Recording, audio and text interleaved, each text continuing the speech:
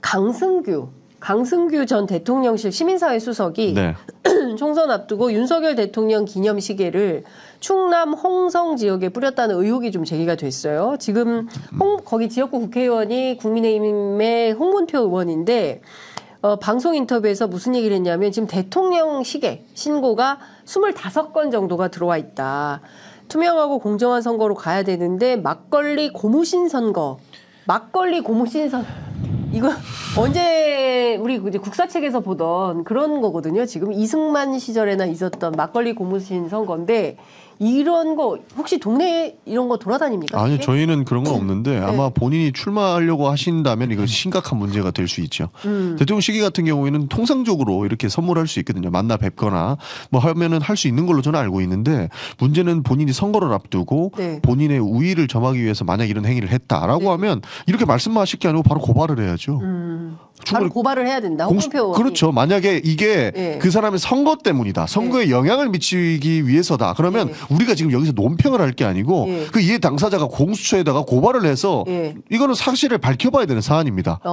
왜냐면 그 정도 심각해질 수 있는 거거든요. 이거 심각한 선거법 위반 될 수 있어요. 심각하죠. 그러니까 이게 뭐 기부행위 금지 뭐 이런 쪽에도 저촉이 되겠지만은 그 선거법이 규제하는 게 이제 특정인, 그러니까 특정인을 뭐 부각시키기 위해서 하거나 특정인을 떨어뜨리기 위한 건데 사실은 지금 강승규 수석은 대통령실 근무 경력이 있잖아요. 그러니까 아무래도 경선에서 우위를 점하고 싶은 아마 욕심에 그 대통령 시계를 좀 뿌리는 것 같은데 여기에 대해서는 당연히 그 경쟁 후보인 홍문표 의원 입장에서는 불쾌할 수밖에 없고 전윤기 의원이 말씀하신 대로 이건 뭐 불쾌감으로 끝날 것이 아니라 이것은 뭐 선관위나 아니면 관계 당국의 좀 법적 판단을 받아봐야 되는 거 아닌가. 그리고 이분은 그 대통령실 재직할 때도 뭐 정당법 위반이라든지 그러니까 명함 돌리고. 아니 당시에도 뭐 그 뭐죠? 그 통화 녹취도 있었지만은 그 카카오톡 그 행정관들 시켜가지고 그 어떤 그 웹자보러나 이런 거 막 뿌리도록 시켰던 그래서 안철수 의원이 그래서 고발을 했잖아요. 그러니까 수사건이 한두 개가 아니에요. 그러니까 이거에 대해서도 좀 포괄 패키지로 수사를 받으셔야 되는 거 아닌가. 그럼에도 불구하고 강승규 수석이 국민의힘 후보가 된다면 선거법 위반에 걸려서 결국에는 중간에 낙마할 가능성도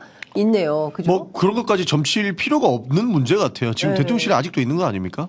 나왔어요. 출마를 위해서 나왔죠. 그래도 충분히 금권 선거가 될 수 있기 때문에 문제가 될 수 있는 것이죠, 이거는. 근데 대통령 시계가 요새 값이 나갑니까?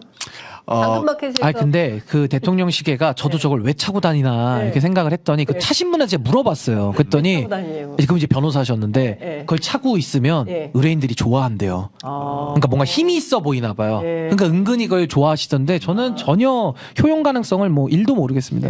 아무래도 대통령 그러니까 기분이 좋은가 봐요. 윤석열 대통령 시계를요? 그거를 왜 차죠? 저는 이해를 못 하겠네. 문재인 시계는 차고 있었습니다. 아 그래요? 근데 이거는 또 다른 거죠. 뭐 당연히 윤석열 대통령을 지지하시는 분은 그 시계가 엄청 갖고 싶을 거예요.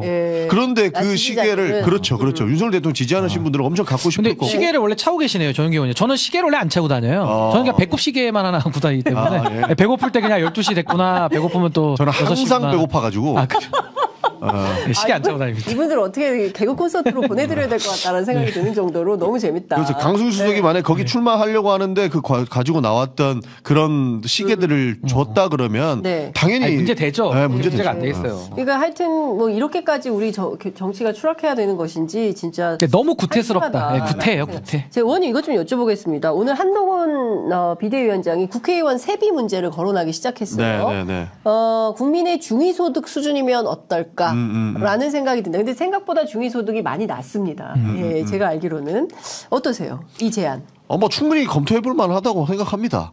뭐 옛날에 그런 논쟁들이 많지 않았습니까? 뭐 굳이 필요 없다. 뭐 그런 얘기도 있었는데 한동훈 장관 제가 봤을 때는 그냥 어그로성으로 가지고 나온 것 같아요. 어그로성이다. 100% 어그로성이라고 생각합니다. 그런데 이제 그 국민들이 국회의원들이 특권 많이 누리고 뭔가 좀 세비도 많이 받고 국민 세금 가지고 별로 하는 일이 없다라는 비판이 있으니까 이런 좀 그 여론에 편승하려고 하는 거다. 여론에 편승하려고 하는 거죠. 사실 국회의원 세비 높죠. 저도 이거 세비 조정은 좀 필요하다라고 생각을 했던 사람 중에 하나입니다. 얼마 받으십니까? 그까지 인터넷 검색하면 다 나오고 안 받아봐가지고 이따 끝나고 한번 알려주세요. 이따 끝나고 인터넷 검색하면 다 나옵니다. 세비 높은 건 맞는데 쓸데없는 생각하지 말라. 말라고 높게 책정했다는 이야기가 있더라고요. 좀 그럴싸한 것 그렇죠. 같다. 네, 왜냐하면 말라고. 이 법을 만드는 거고 이 제도 하나 바꾸기 위해선 엄청난 권한을 행사할 수 있는 게 의원입니다. 그리고 의원 한 명이 그 국가 예산을 조정할 수 있는 게 한 2조 가까이 된대요. 네. 그러니까 그 국회 의원 한 명에게 조정할 수 있는 그 예산 같은 권한이. 경우는 정말 무궁무진하고 더 크다면 훨씬 더 클 수 있는 거예요. 근데 여기에서 돈이 부족해서 문제를 일으키는 그런 상황을 만들지 않게끔 하기 위해서 조금 높게 책정했다라는 얘기가 있더라고요. 네. 그러나 뭐 조정해야 된다라는 것에 대해서는 저는 적극적으로 동의합니다. 그건 토론해봐야 된다고 생각을 해요. 이제 세비를 받으신 입장이니까 아마 얘기하기가 좀 그러실 수 있고 제가 외부에서 봤을 때는 저는 세비에 대해서는 액수를 가지고 시비 걸고 싶은 생각은 전혀 없고요. 의원들이 일을 안 했을 때는 세비를 깎는 제도를 넣었으면 좋겠어요. 네. 그러니까 유노동 유임금식으로 그걸 이제 정량 평가를 해야겠죠. 해가지고 일을 한 만큼 가져가는 것이 저는 맞다. 경쟁의 원리를 넣어야 된다는 것이고 저는 한동훈 위원장에 대해서 그 정치개혁안이라고 내놓는 것들 보면요 한심하기 짝이 없어요. 저는 이분이 선거 한 번도 안 나가봤잖아요. 그러니까 선거를 안 나가보니까 정치를 안 해봐서 아마 이런 엉뚱한 얘기를 저는 한다고 보는데요.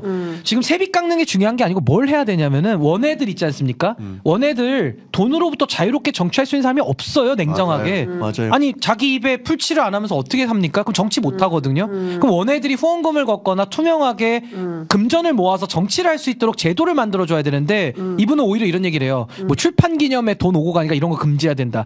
출판 기념회를 왜 하는데요? 물론 저도 그거 잘못됐다고 생각하지만 출판 기념회를 하는 걸 정치인들은 다 알거든요.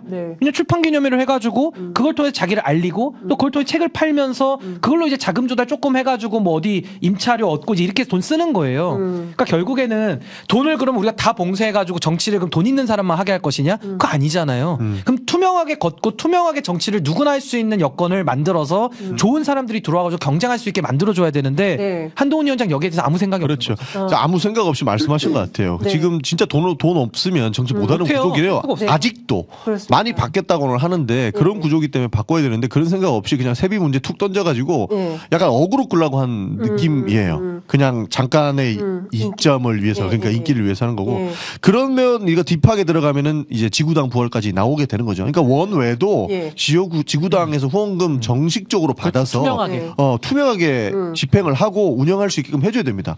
지구당 위원장 여야 할 것 없이 그리고 뭐 다른 이제 제3지대 나오고 하면은 사무실 다 써야 되잖아요. 가만히 앉아 있어 1,000만 원씩 나갈 겁니다. 아이고야. 그렇죠. 왜냐면 뭐 직원도 있어야 될 것이고 거기에 그러니까 너무 사무실 현실을 있어야 모르는 거예요. 너무 그럼요. 현실을 모르는 거예요. 그런 거는 하나도 논의하지 않고 그냥 세비 깎자라고 얘기하는 것들은 논의해 볼 수는 있겠습니다만 이거는 그냥 인기 영합주의다. 그러니까 그거를 다 묶어 놓으면요 탈법이 안 나올 수가 없어요. 다 탈법적 음성적으로 할 수밖에 없는 겁니다. 그게. 그러니까 사실상 불법이 발생할 수밖에 없는 조건과 상황을 만들어 놓고 이제 이런 주장만 딱 하는 것은 그냥 인기몰이다. 인기 근데 영합주의다. 그래야 검찰이 좋죠. 수사할 게 많아지고 자기들이 목줄을 쉬니까 훨씬 좋은 거예요. 자기 이거 입장에서는. 양극입니까? 그렇죠. 근데 지구당 부활도 과거에는 기업들 돈 받고 하다 보니까 이걸 막아놓은 그렇죠. 건데 지금 그런 게 없잖아요. 그럼 투명하게 하는 게 맞죠. 그러니까 한동훈 위원장이 정치 경험도 없고 국회 돌아가는 사정, 지역 정치가 어떻게 되는지 이런 내용들에 대한 정보 없이 정할 아무거나 떠드는 거죠. 아무거나 막 얘기하고 있다. 그리고 본인이 돈이 많으니까 그러니까 정치할 때 제가 그 얘기 하고 싶었는데 감사합니다. 아니, 떠드는 거지 뭐 이상. 진행자가 대신 얘기해 준 거예요. 네, 알겠습니다. 10시 40분이어서 이 시점에서 우리 정영기 의원님은 오늘 보내드리도록 꼭 보내드려야 됩니까? 보내드리기 싫은데. 남아주세요. 저를 잡고 싶으시면 왜 가십니까? 붙잡고 싶은데. 왜 가시는지 예고하고 가셔야 돼요. 저 민주당 우리 청년 후보자들이 지금 국회에서 전국에서 모이고 있습니다. 그래서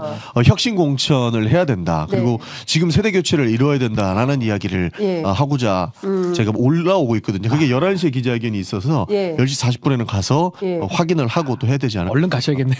제가 보기에는 한 50분에 가셔도 될 것 같아요. 미리 조금 관리를 좀 해야 될 것 같습니다. 다 모으고. 다 모으고 관리 그리고 차원에서. 저희 청년위원장이시니까 또 청년위원장이라서. 알겠습니다. 오늘 그 전용기 의원님은 여기서 인사를 마치도록 하고요. 저희가 계속해서 신윤기 변호사님하고 조금 더 이어가도록 하겠습니다. 다음 주에 뵐게요. 더 좋은 드립을 많이 날려주시기를 부탁드리겠습니다. 아유, 감사합니다. 더 좋은 드립 많이 연구해서 다음 주에 뵙도록 하겠습니다. 감사합니다. 네, 감사합니다.